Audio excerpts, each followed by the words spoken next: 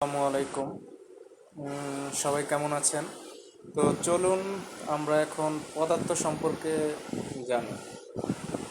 পদার্থ যার ভর ও আয়তন আছে, একটি নির্দিষ্ট স্থান দখল করে এবং চাপ প্রয়োগে বাধা দান করে তাকে পদার্থ বলে।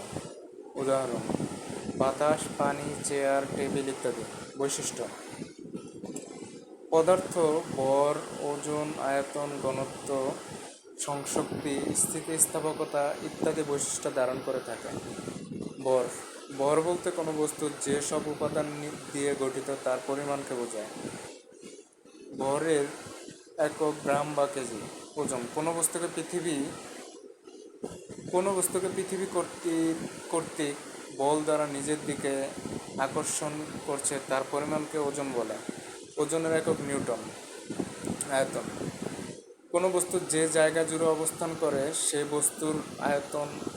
বস্তুর আয়তন বলে। ঘনত্ব: কোনো বস্তুর একক আয়তনের ভরকে এর ঘনত্ব বলে। পদার্থের অবস্থা: পদার্থ সাধারণত তিনটি অবস্থায় থাকতে পারে: কঠিন, তরল, বায়বীয় অবস্থায়।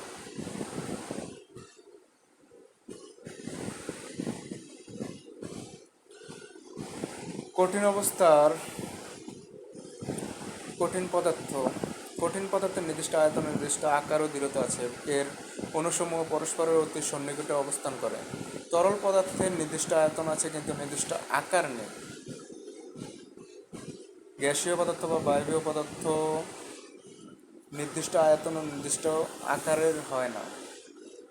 গ্যাসীয় পদার্থের অণুসমূহের আন্তঃআণবিক দূরত্ব পদার্থের তিন অবস্থার মধ্যে সবচেয়ে বেশি, তাই আন্তঃআণবিক আকর্ষণ শক্তি সবচেয়ে কম, ফলে তারা প্রায় সম্পূর্ণ মুক্তভাবে চলাচল করে। উদাহরণ হিসেবে নাইট্রোজেন,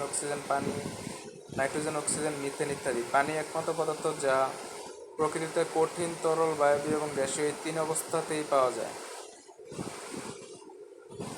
তো সবাই ভালো থাকবেন। আসসালামু আলাইকুম।